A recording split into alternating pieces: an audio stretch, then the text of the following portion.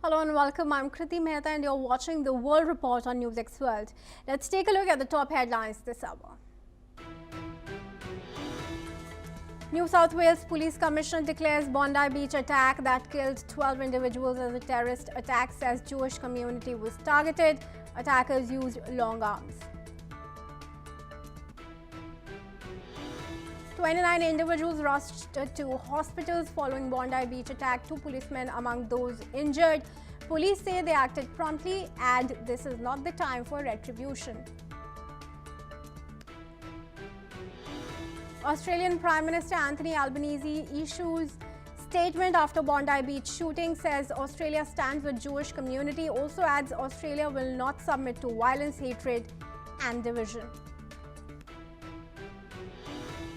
Hong Kong's last major opposition party holds a final vote on whether to disband as China ratchets up pressure on the city's remaining liberal voices in a years-long national security crackdown.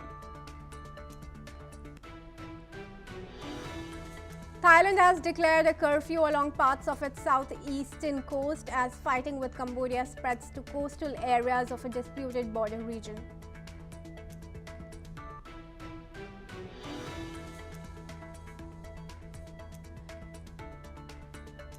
New South Wales Police Commissioner declares Bondi Beach attack as a terrorist incident, adds the Jewish community was targeted and the attackers used long arms.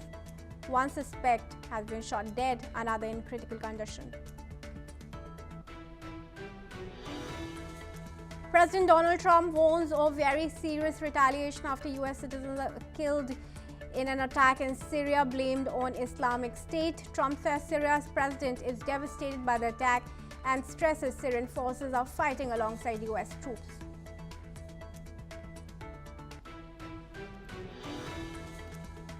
UN Secretary General Antonio Guterres condemns a horrific drone attack on Bangladeshi peacekeepers in Sudan that kills 6 and wounds 8 others. Guterres warned such attacks may constitute war crimes and says those responsible must be held accountable.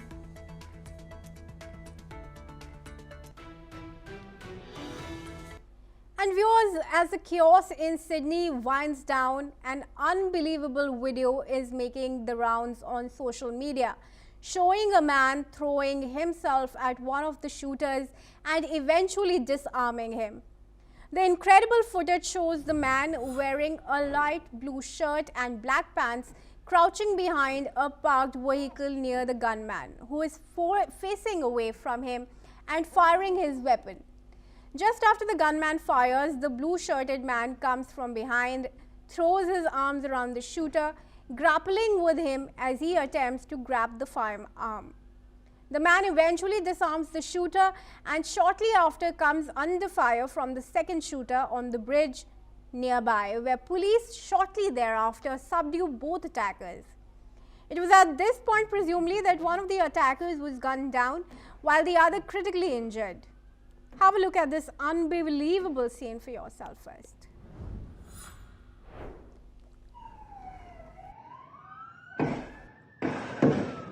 Oh! C'est un malade. Oh non, gros! Oh! Ouais, mais il y a son pote, il va se faire tirer dessus. Il est trop con, le mec qui a l'arme.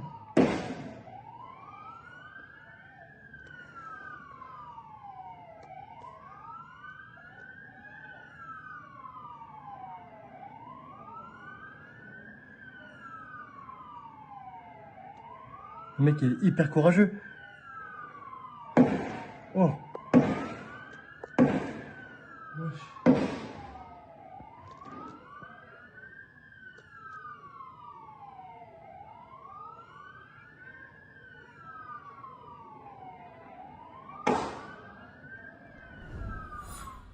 According to social media and local reports, this man has been identified as a 43-year-old Ahmed El-Ahmed, a fruit shop owner and father of 2.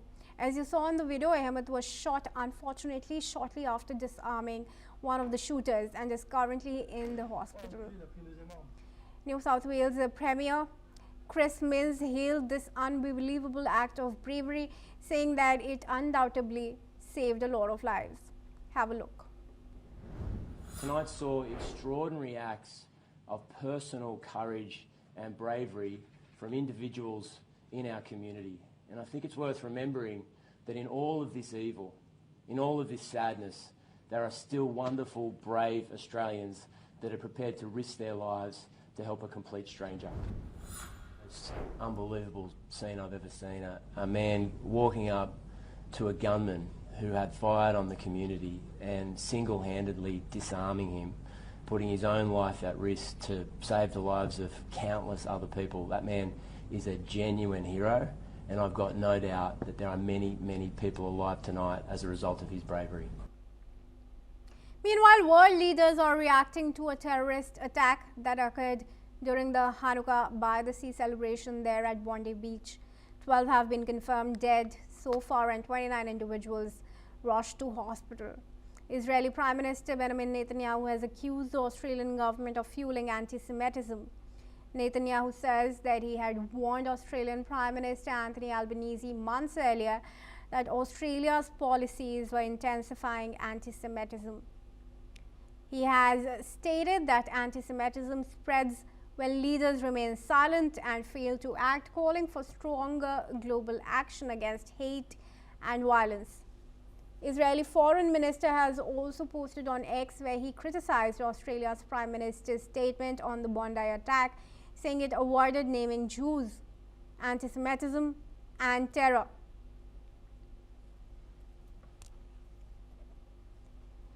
All right, I now request Andrew Latham, who's an international affairs expert, to join us in this discussion. Thank you, Andrew, for joining us here at NewsX World.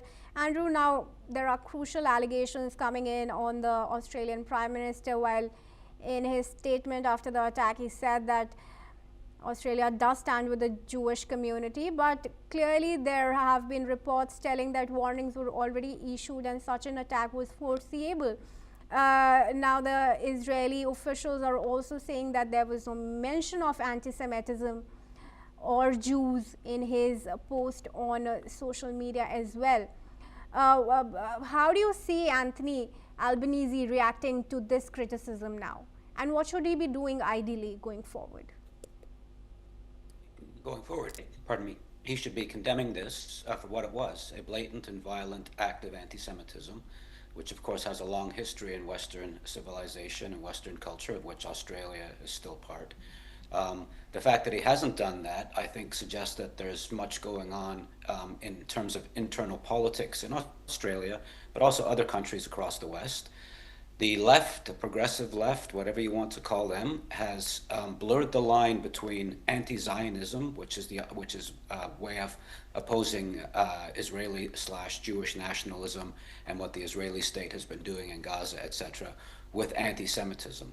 And so to the extent that governments across the West have been condemning anti-Zionism and the Netanyahu government's policies with respect to Gaza, many people have confused that, and it has triggered an always latent anti-Semitism. So this reaction was not directed against the Netanyahu government, but directed against Jewish people in Australia. That line, which is always gray, always fuzzy between anti-Zionism and anti-Semitism, can be blurred to the point where this kind of violence takes place. And the reaction should have been to condemn the anti-Semitism which is at play here. And the Albanese government so far hasn't done that. All right, a crucial point that you mentioned there, Andrew. Thanks for staying with us. We are now going to move on to some more reactions coming in. The United Kingdom has also strongly condemned the anti-Semitic terrorist attack at Bondi, calling the incident deeply distressing. British Prime Minister posted on X where he expressed condolences to the victims and their families and reaffirmed solidarity with Australia and the Jewish community. And French President Emmanuel Macron has also condemned the anti-Semitic attack in Sydney that targeted families celebrating Hanukkah. In a statement, Macron extended his thoughts to the victims, the injured, and their loved ones. He expressed solidarity with the Australian people and vowed that France will continue to fight relentlessly against anti-Semitic hatred wherever it occurs. European Commission President Ursula von der Leyen has expressed shock over the tragic attack there. In her statement, she offered heartfelt condolences to the families and loved ones of the victims. Von der Leyen said Europe stands firmly with Australia and Jewish communities worldwide, stressing unity against violence, anti-Semitism, and all forms of hatred as investigation into the attack continues. U.S. Secretary of State Marco Rubio has strongly condemned the terrorist attack that targeted the Jewish celebration. In his statement, Rubio said that anti-Semitism has no place in the world and offered prayers for the victims and their families. He affirmed America's solidarity with the Jewish community and the people of Australia as authorities continue their investigation. And I'd request Andrew to join us back into the discussion here. Andrew, there's mounting criticism coming in for Albanese after this attack. Do you think there's going to be pressure on him now to respond to his international allies and critics? Will be, first of all, those allies are by and large signaling solidarity with Australia. That this is a terrorist attack, and that is anathema to all of these Western allies and friends and partners of Australia. But that's not to say that there won't be pressure put on the Albanese government from abroad to name this as what it was, a violent act of anti-Semitism. Now, all of these players have their domestic constituencies to think about as well. A lot of them, like Starmer and Macron, are center-left, and they're trying to distance themselves from the far left, which is very anti-Zionist / anti-Semitic. Chancellor Merz is center-right, but obviously as a German, they have some historical memories, shall we say, of anti-Semitism taken to the nth degree. So of course he's trying to delegitimize that movement, that anti-Zionist movement within Germany. And of course the United States is a staunch ally of Israel and has a large Jewish population, which it has to take into consideration when it's making foreign policy in these lights as well. So I think you put all of that together, you're going to get a lot of signaling. Albanese, name this for what it was, but also domestic politics in each of these countries is at play as well. All right. Thank you, Andrew, for joining us for now. I'd like to go with that because there's now news coming in from Ukraine. Ukraine has made a major shift in its war strategy, viewers, dropping its long-standing ambition to join NATO. President Volodymyr Zelensky says the move is a compromise in exchange for legally binding security guarantees from the US, Europe, and other partners. Zelensky is in Berlin for high-stakes talks with US envoy Steve Witkoff, Jared Kushner, and European leaders on a 20-point peace plan. He says a ceasefire along current front lines would be far, but Kyiv has no direct talks with Moscow. The Ukrainian president accused Russia of prolonging the war with attacks on cities, energy, and water infrastructure. European allies call this a critical moment for Ukraine's future, while Russian President Vladimir Putin continues to demand formal renunciation of NATO ambitions and neutrality. And I now request Glenn Grant, ex-advisor to Defense Minister of Ukraine, to join us in the discussion. Thank you, Mr. Grant, for joining us in this discussion. Now, crucial talks being held today between the US representatives, US allies, and Zelensky. The 28-point program has also been watered down to 20 programs now. What do you think are going to be Zelensky's demands in this meeting? And also on the question of security guarantees for elections that Zelensky has sought, is there likelihood that he's going to get those from the talks today? The answer to that is no. He's not going to get any security guarantees, certainly not from America. And one of the big things that has just come out is that Zelensky has said that they would give up the requirement for NATO membership. But this was voted in 2019 by Parliament into the Constitution, and it was a vote of something like 330 to 17.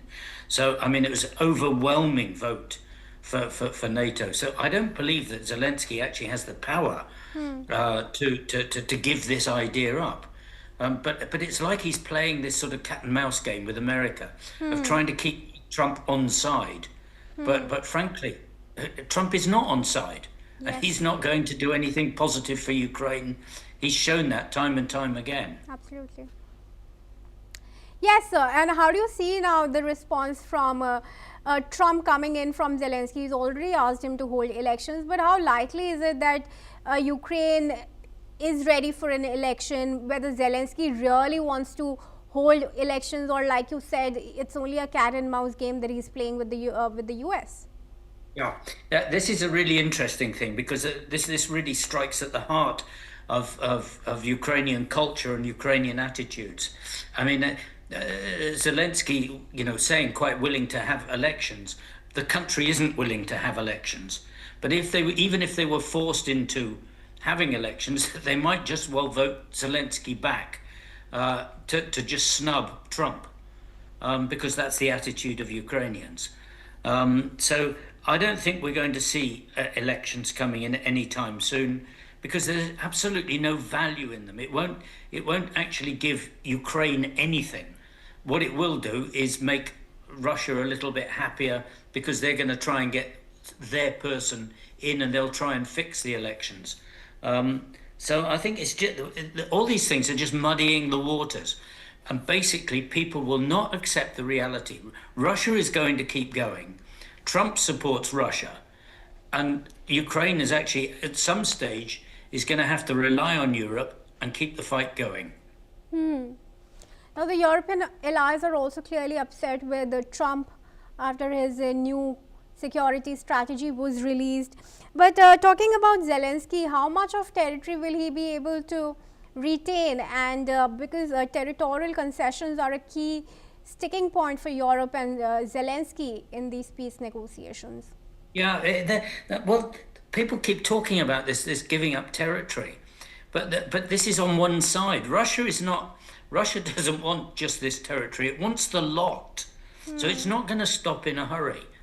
And all that people are doing is I said, muddying the waters.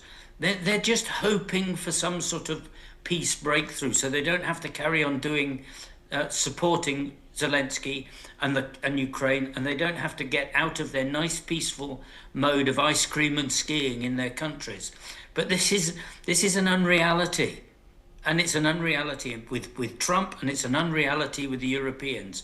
Perhaps only the German leader now really understands the seriousness of all this. That any sort of peace is actually going to lead to a bigger war. All right. Thank you for speaking to us here, Mr. Grant. With that, we'd let you go. And moving on, viewers, let's cover some news from Israel. Now, Israeli army has said that it has struck 3 Hezbollah members in southern Lebanon, accusing them of attempting to re-establish the group's military infrastructure. The strikes were carried out in several locations on Sunday, targeting what Israel described as militant activity on the ground. According to the military, those targeted were involved in efforts that violated existing understandings between Israel and Lebanon, referring to a ceasefire reached in November last year, after more than a year of fighting. Israel says such actions pose a security threat and will be met with force. The strikes come amid ongoing tension along the Israel-Lebanon border, despite the ceasefire aimed at preventing further escalation. And I now request Ali Mohammed Abushbak, a Middle East researcher, to join us in the discussion here. Thank you, Ali, for joining us. Ali, what's really required for the ceasefire to remain in place, not be violated time and again? Is Hezbollah really going to disarm as is required by Israel? Thank you for having me. The thing is, according to Lebanese news media outlets, they are confirming one person had been killed during the Israelis targeting or Israelis airstrike since today morning. That Israel have been targeting several of area in South Lebanon. That area that concentrate Hezbollah's leadership and Hezbollah's action and concentrate in such kind of area, especially in South Lebanon. And there is no doubt about the topographic of the South Lebanon. Most of them, they are a Shia sector. They are more supporting for Hezbollah. About the ceasefire, it seems that it's one-sided truce, the ceasefire from only Lebanon and from Hezbollah. Israel, there is a daily violated the ceasefire that have been effected in November 2024 up to date, according to United Nations and according to UN UNIFIL. They are reported more than 10,000 Israelis violation for the ceasefire since it started have been effected in November 2024.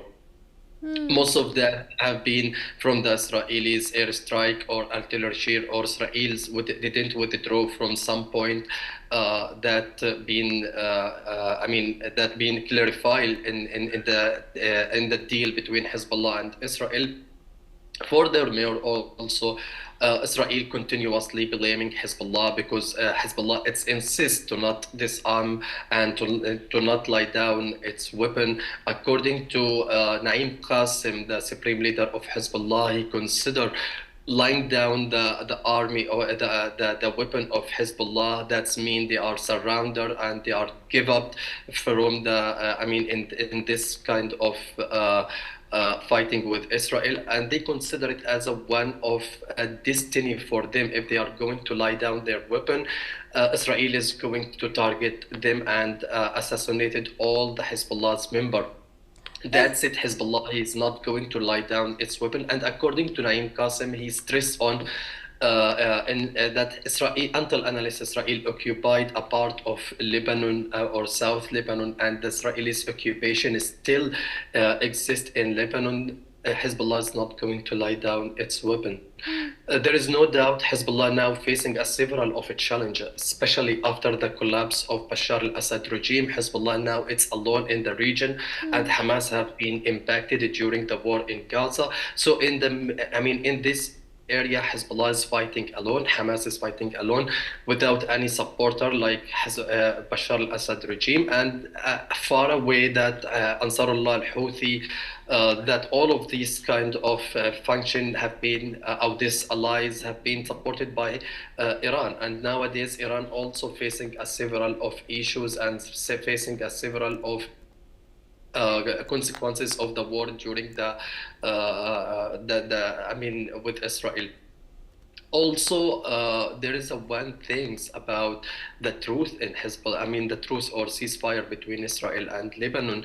Now Hezbollah is facing a several of a challenge. First of all, internal challenge that the Lebanon's government, they are they are pressurized Hezbollah to lie down its weapon, as well as Israel put a military pressure on Hezbollah that's prohibited Hezbollah to establish its power and its forces or commander forces. Especially we're talking about Ar-Ridwan, the elite Ar-Ridwan special forces for Hezbollah up to now have been impacted.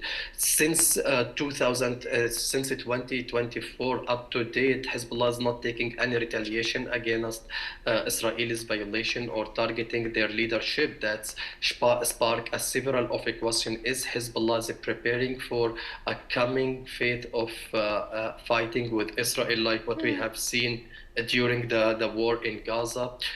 Because they are supporting the Gaza's fort during the 2023 war with Israel and Gaza, or Hezbollah has a new strategy that being silent and control self until analysts to re-establish itself and going to re-attack or taking a retaliation from the Israelis occupation, Israelis airstrike. In my opinion, Hezbollah is not going to face-to-face battle against Israel like what we have seen in 2024 because of several of a challenge, as I mentioned. Also, by the way, next year there is an election in Lebanon. Hezbollah, he has maybe he's preparing for this coming election, and he's not going to spark a new war because Hezbollah is, more focused on the Lebanon's parliament and to take a legal cover from parliament to his action on the ground. So if Hezbollah is going to a new phase of conflict with Israel. I mean, here war against Israel. Maybe it will impact. The election impacted his political program in the election, or is impacting the people who's going to vote to Hezbollah. All right, request you to keep your answer short and wrap it up quickly. I'm running short on time, Ali. Any final remarks very quickly, please? I guess nowadays Hezbollah is not going to take a retaliation, especially because of several of a challenge, as I mentioned. But is the ceasefire is going to extend for long term? Especially Israel is not the only person. Who's going to take. The benefit from the war against Lebanon, it's only Benjamin Netanyahu and Smotrich or Ben Gvir. But here, Hezbollah is not going for our new phase of conflict with Israel. The life or the term of the ceasefire between Israel and Lebanon, I guess it's going to extend because of there is now a talk between the Lebanese government and the Israeli government as well with regard the operation to force Hezbollah to lie down its weapon. All right, thank you, Ali. I'll have to cut you short there. I'm running short on time, but thank you for speaking to us. Because that's all we have time for. Keep watching NewsX World for all international news and updates.